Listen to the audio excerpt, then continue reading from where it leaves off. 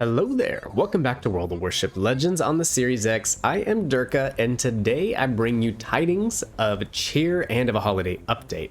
That is going to be huge. These patch notes include a long-awaited British campaign ship, legendary rental ships, Commander Guises, I'll explain what that is in a bit, arena mode at legendary tier, new skins, and much more. So without further ado, let's take a look at this gargantuan update.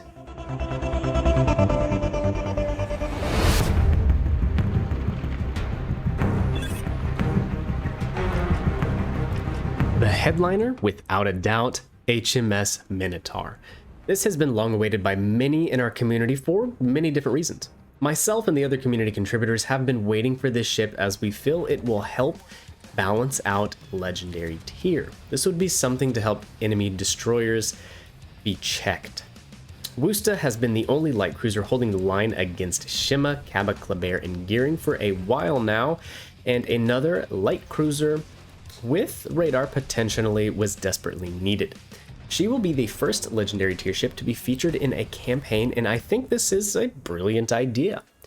The fastest a ship can be accessed through the Bureau, that is with boosting everything 100% with doubloons, is 34 days. Most players really do not do this, that's reserved for the whales. A Bureau project unboosted could run well over 50 days. So this campaign will have the ship out to everyone who purchased Admiralty backing for 2,500 doubloons in 42 days, hopefully pumping this AP spammer into legendary tier games. The next exciting feature is rental ships. If you guys were around last year, this was a thing they did with the Conqueror, the Gearing, and the Worcester. They came out as rentals, and you could pay for them basically to test them out for the duration of the update period. So this option to do so is indeed back, except it will be for all of the legendary tier ships, so you will have your chance at any of them that you do not currently have that you want to test out, starting December 20th. The first 4 ships that will be available: Alaska, Shimakaze, Grosser Kurfürst, and the Khabarovsk. That will extend to January 3rd, and then you will have an option to pick between Gearing, the Worcester, Yamato, and Conqueror. Halfway through January 17th, we'll have the Montana, Stalingrad, Colbert, and the Colbert. So that brings us to the Colbert. It's going to be a bonus ship. Basically, from what I've seen on the PC, think an Atlanta on Trinville and Acetate. Just a massive fire starter. It's going to have really small guns. If I remember, they're like 5-inch guns, kind of like the Atlanta. And yeah, it will be an absolute flamethrower, so that should be available to test out as well. Moving on, and the reason that I chose the Conqueror gameplay in the background is because we are getting another British battleship at tier 7, the Premium Lion. Largely a development of the KGV class, the King George V, at tier 6, this battleship is bigger, better armored, and equipped with modern 406s, that's 16-inch guns, just like the Iowa and the Missouri. Lion handles well and offers solid performance with both shell choices. You can get her for 25,000 winter coins. So this is going to be a bit of a grind, kind of like the Yukikaze, the Lenin, Ognavoy. It says you can obtain these coins through completing missions. It's worth paying special attention to the Escaping the Labyrinth weekly mission you can get by playing Minotaur. You can redeem a healthy amount of winter coins by redeeming Windrose bonuses. For all of the tier 7 tech tree ships, as well as tier 6 and tier 7 premium ships, there will be a Windrose bonus. It works similar to the first win bonus, but it's only once in the update period. And you will get special coins for getting the first win with that ship, so you could go through all your tier 6s and 7 premiums and all your tier 7 tech trees to get all those coins.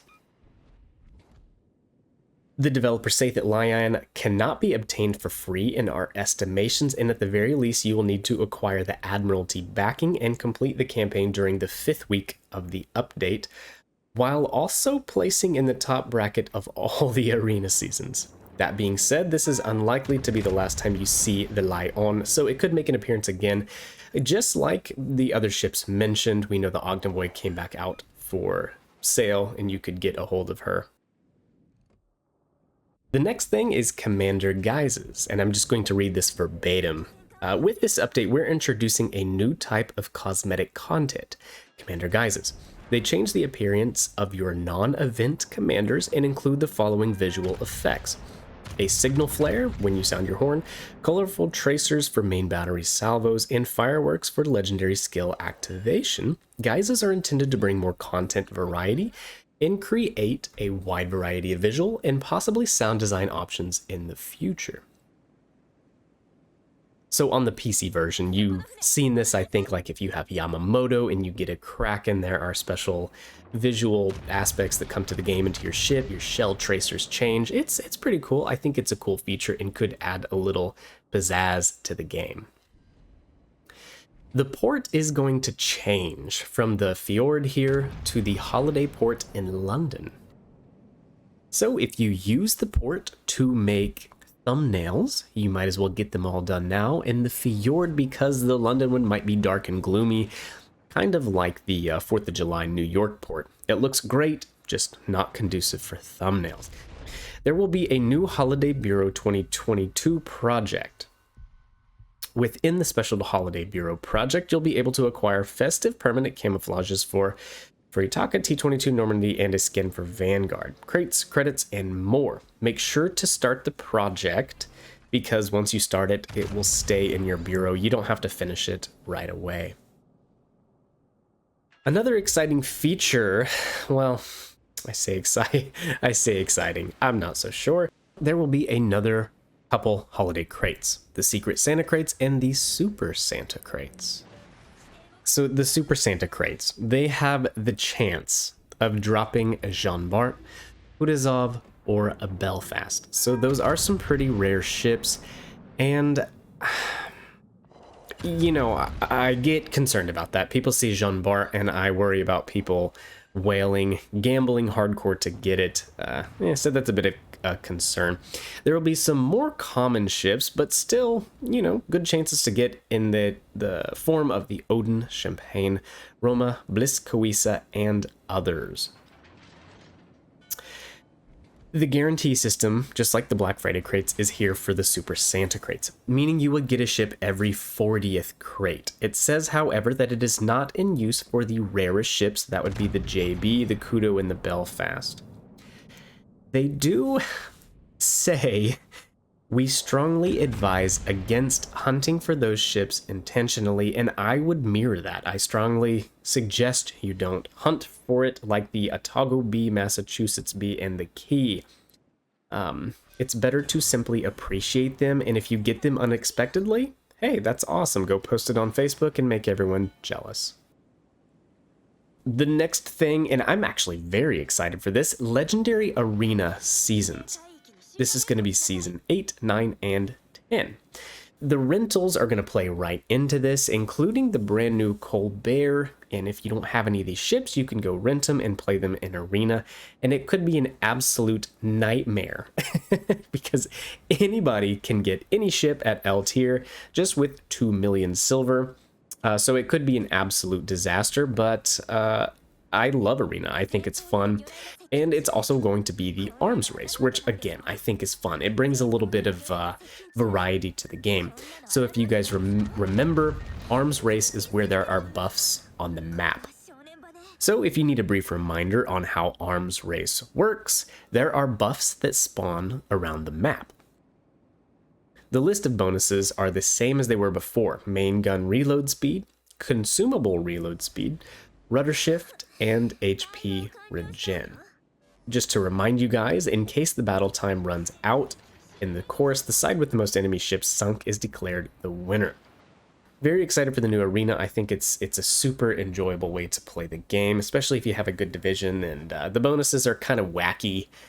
You get triple HP regens, and even in a destroyer, you can take shots and just, you know, disappear for a little bit, come back. It's very fun. It's very entertaining. Of course, the prizes for Arena are going to be there depending on your results. They are calculated considering the total amount of XP earned with all of your modifiers applied. The winning team players also get a 50% extra. The rewards could be steel, winter coins, commander progression items, crates, and more. A couple ship changes. Tier 4, there will be the addition of the Murmansk. It is a sister ship to the Omaha and the Marblehead cruisers, but under a Soviet flag. She's capable when it comes to AA defenses and lets you play with American shell arcs managed by Soviet commanders. This would be a unique combination.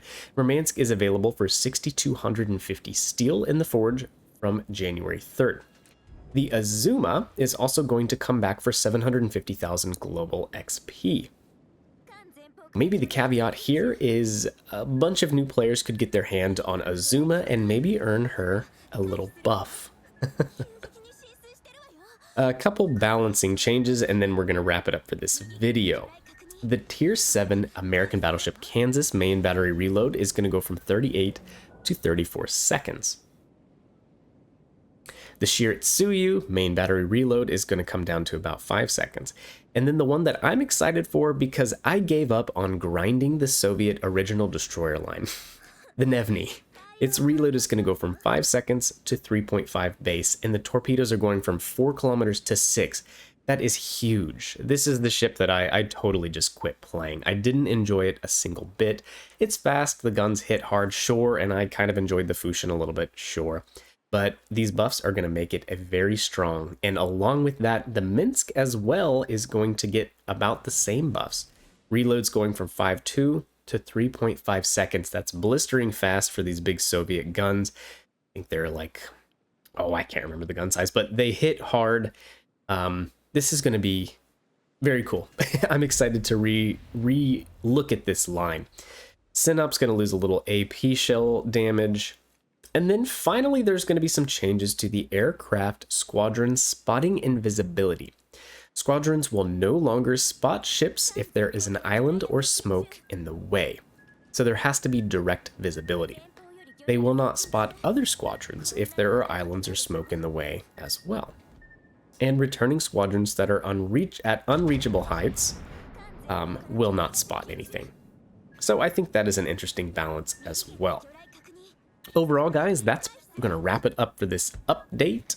Let me know what you guys think or what you're most excited for. I think the HMS Minotaur is going to be fantastic, and also excited to play the Lion and the Colbert. The Colbert I have some reservations about, but we'll see when she gets in game. It's just important to remember that this is a testing phase, so how we see the Colbert in the game now, she could be revamped or chopped down before it's officially released at Legendary tier. And with that, guys, I would ask that you like the video and be sure to subscribe for future content. I'll catch you in the next one. See ya.